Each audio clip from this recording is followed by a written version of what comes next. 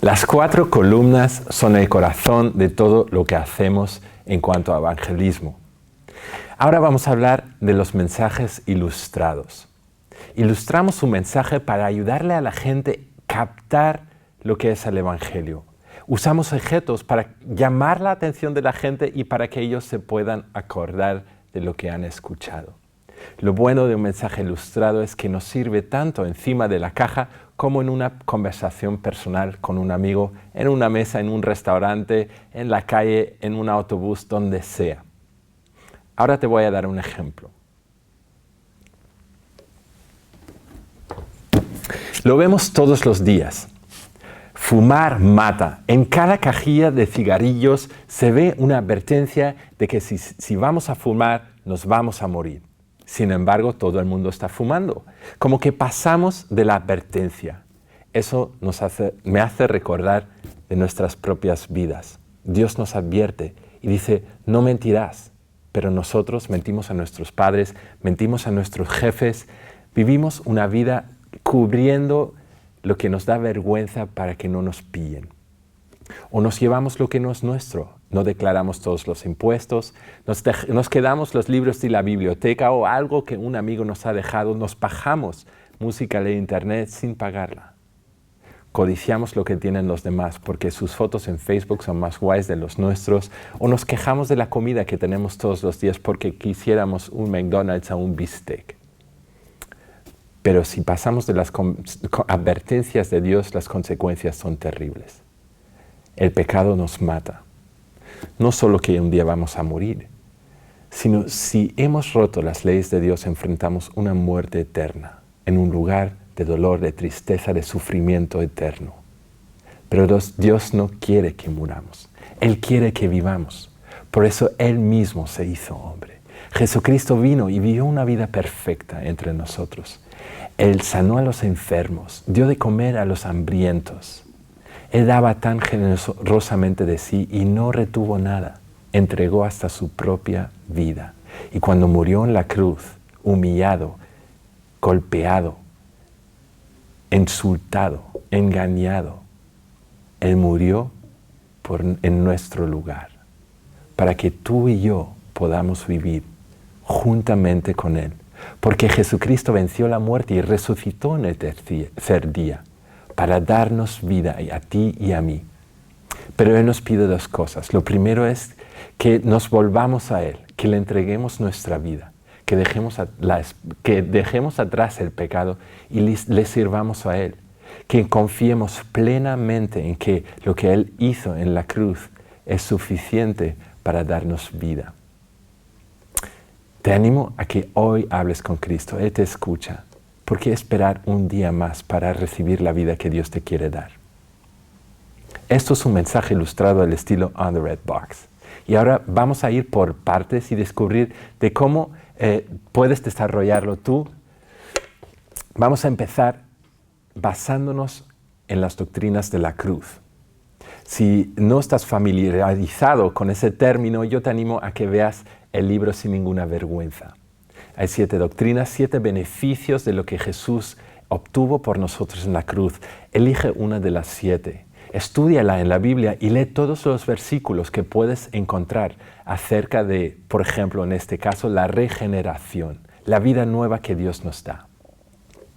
Así vas a poder obtener el vocabulario necesario para explicar bien qué significa de pasar de muerte a vida. Lo siguiente que tienes que hacer es buscar una historia, buscar un objeto con el que lo puedes relacionar. Después de una corta historia o de una explicación, como en este caso yo hablando de las advertencias y cómo las pasamos, damos una pequeña transición de lo que vivimos todos los días a la realidad espiritual. Puedes usar una frase como, eso me hace recordar nuestras propias vidas.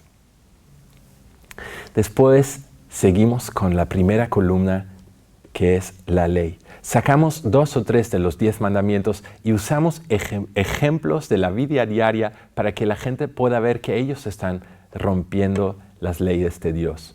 Puedes hablar de la mentira, del adulterio, Puedes hablar del robo, de la codicia, de cómo no honramos a nuestros padres. Elige lo que tú sientes que entra mejor en el contexto en el que estás. Y después pasas a las consecuencias. Hablas de las malas noticias. Y cada vez que hablamos del infierno, que hablamos del juicio, hablamos con mucha ternura y compasión, porque es terrible las consecuencias del pecado. Pero no nos quedamos ahí. Empezamos a hablar de lo que Jesucristo hizo por nosotros en la cruz. Hablamos de la vida perfecta que Él vivió. Y lo mejor es que des ejemplos claros de cómo se ve el amor de Jesús en su propia vida. Y terminas hablando de lo que Él hizo físicamente en la cruz. Es importante que la gente lo sepa. Y ahí te relacionas a las doctrinas una vez más. Quiero darte un ejemplo claro. Si hablas de las malas noticias, por ejemplo, usando la santificación, tú puedes usar un limpiagrasas y puedes decir las malas noticias son que el pecado nos ensucia, pero Cristo murió y resucitó para lavar nuestras vidas y hacernos limpios, darnos una conciencia limpia, un corazón limpio, una mente limpia. O si hablas de la doctrina de la redención, ¿por qué no usas unas cadenas y unas llaves para hablar de cómo nos ata el pecado y somos incapaces de liberarnos? Pero Cristo en la cruz obtuvo la autoridad de romper las cadenas y darnos libertad para que ahora podamos amar y servir a Dios, vivir libres para Dios. O si quieres hablar de la reconciliación, usa un muro y habla de cómo el pecado nos separa de Dios. Y como Cristo en la cruz rompió esa separación y nos da acceso libre al Padre, nos hace amigos, nos permite entrar en la casa de Dios y vivir allí eternamente. La balanza nos sirve para explicar lo que es la justificación. Las malas noticias es que somos culpables, pero lo bueno es que Cristo nos hace inocentes. No hay una balanza en el juicio, sino si somos culpables, no hay otra cosa sino que alguien nos haga inocentes. Esto nos puede ayudar a explicar la propiciación. Las malas noticias es que estamos bajo la ira de Dios, pero Cristo intervino. Recibió la ira para extendernos a nosotros misericordia y amor. El libro nos sirve para hablar de la sustitución. Somos pecadores con un libro lleno de nuestros pecados, pero Jesús tomó nuestro lugar para borrarlo y perdonarnos y hacernos inocentes. Esas son las buenas noticias. Cerramos nuestro mensaje con el llamado y siempre hacemos énfasis en la fe y el arrepentimiento. Es importante explicarlos, ayudarle a la gente a entender qué es lo que significa la palabra arrepentirse y creer en nuestro Señor.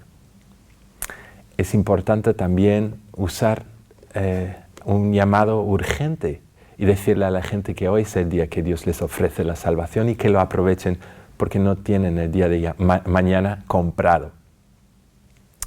Todos los mensajes ilustrados tienen que ser cortos.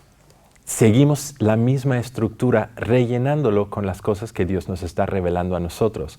La doctrina que a ti te guste, esa es la que vas a usar.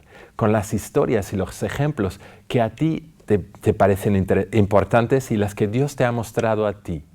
Pero la estructura siempre es sencilla y siempre es parecida. Usamos un lenguaje muy sencillo y cada vez que compartimos es importante que lo hagamos con pasión. Cuando hablemos de las malas noticias es importante que se vea la tristeza en nuestra cara. Y cuando hablemos de la cruz y del amor de Jesús es importante que nuestra cara lo refleje con una sonrisa.